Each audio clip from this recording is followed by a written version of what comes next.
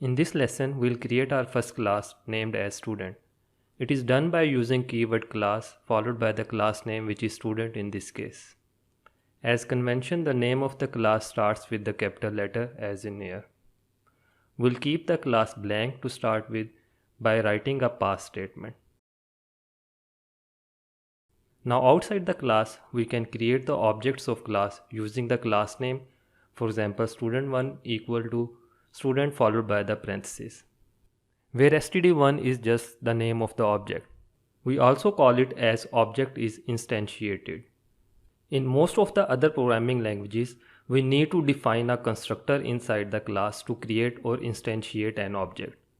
But in Python, we do not need to define the constructor by ourselves, as Python does a few things for us at the backend whenever a class is created.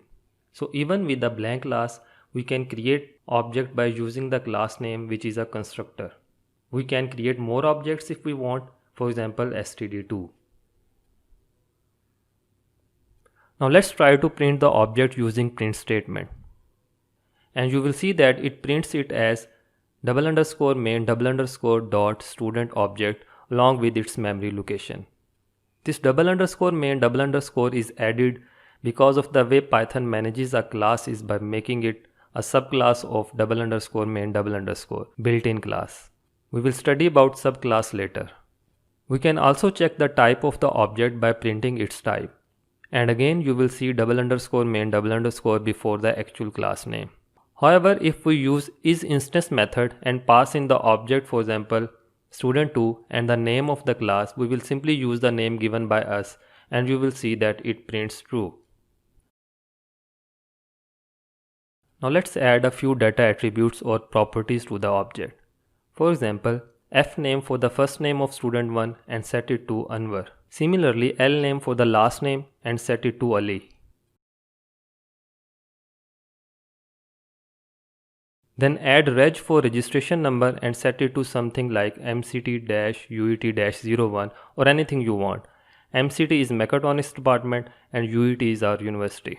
The same way we can set data attributes for second object std2, which I already have done below and I'll bring that here. We call this as object initialization. Now let's print one of these attributes for both objects. Fname for student1 and reg for student2.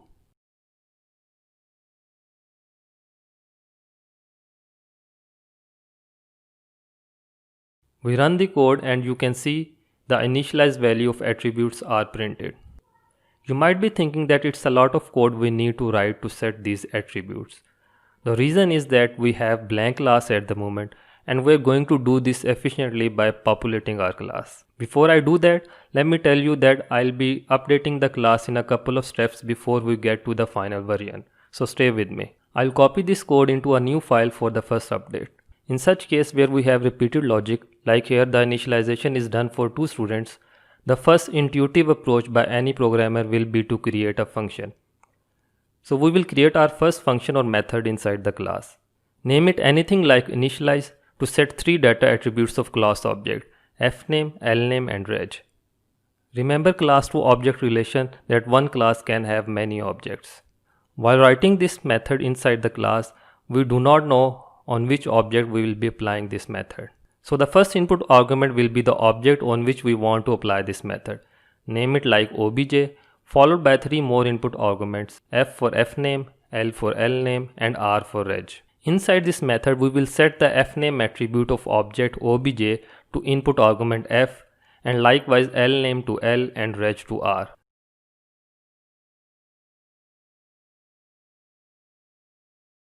You might see a warning depending upon the IDE you are using, but don't worry, we'll fix it in a minute. Now in main program, we can call this method by using the class name dot the name of the method. We will pass in the input argument student1 for obj, Anwar for f, Ali for L and registration number for R.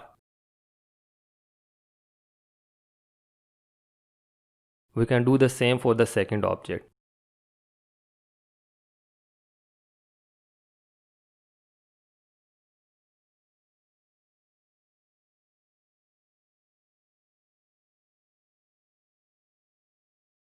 We will run the code and see that it has the same previous output. On line number 11 and 12, you can see that we access the method using class name. There is another way we can access and apply this method. To understand that, you should know about the types of methods inside a class. Methods inside a class have bindings, which means they are bound to something, and based on that there are three types of methods. The instance methods are the methods which are bound to the object or instance of the class. In simple words, it means that these methods are meant to be used on the instance of the class. By default, the methods we define inside a class are instance methods. Then there can be class methods which are bound to the class and static methods which are neither bound to the class and not to the instance. We'll see their detail later. So the method we defined inside the class initialize is an instance method. Instead of calling it by class name, we can call it directly on the object as student1.initialize, and let's pass in the same inputs and run the code. You will see an error that initialize takes 4 positional arguments but 5 were given. Basically, when we apply an instance method directly on the instance itself is passed as the first input argument automatically. So we should remove this student1 from the input argument as it is passed automatically. We can do the same for second object.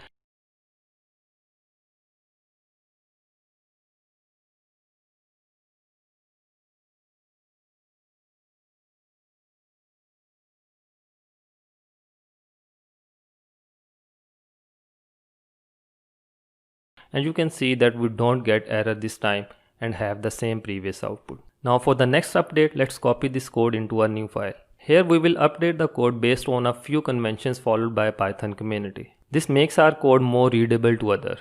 We used obj to refer to the object in initialize method. In programming languages, there are conventions for the name to refer to the class object. For example, in Java, this keyword is used to refer to the object. In Python, we use self for this purpose. So I'll change it to self, and of course all objs inside the method will be changed to self. You can notice that the little warning we previously had is gone. The next convention is to use the same input argument names for initialization as of the names of the data attributes. So instead of f and l, it should be fname and lname, and reg instead of r. We can run the code, and as expected we have the same output. Now for one final update, I'll copy the code into a new file. We used initialized as name of this method, and it can be anything. But if we change it to _init_, we will get an additional feature. The methods surrounded between double underscores are known as special method or magic methods because they do something special. They are also known as dunder methods because of double underscores. The magic we get with this dunder init method is that we can pass in the input arguments at the time of instantiation of object, and dunder init method will be called automatically for those arguments. So that means now we can get an object instantiated and initialized in one statement.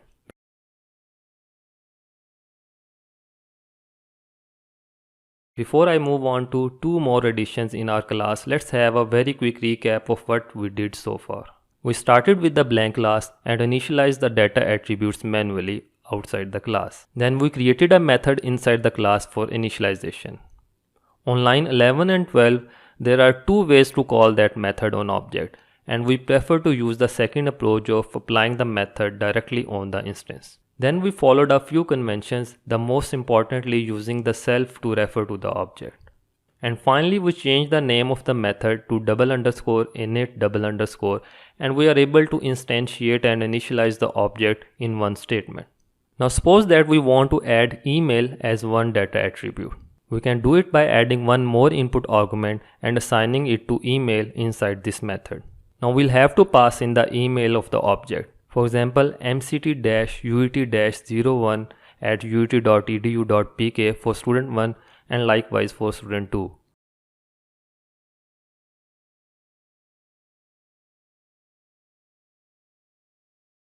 If the email attribute has a fixed format like registration number followed by the domain, then we should do it in a better way. Instead of passing email as input argument, we can set it within the init method by using reg attribute as self.reg followed by the domain.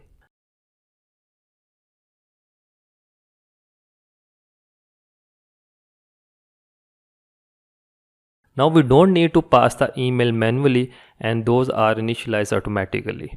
Let's print the emails and run the code.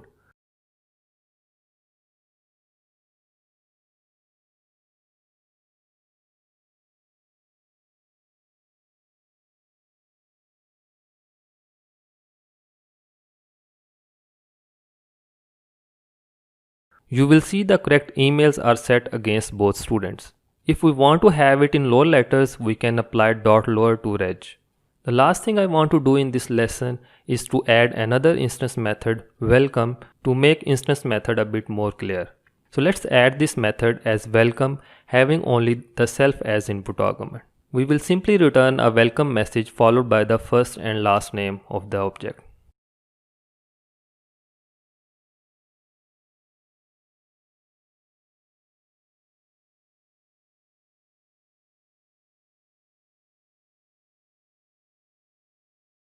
To use it outside the class, we can simply call it directly on the class object and need not to provide any input argument, since the only input argument in the method is self and that is passed automatically. If we run this code, you will see the welcome message with correct names against each student. That's all from this lesson, and we will add more features to our class in next lesson.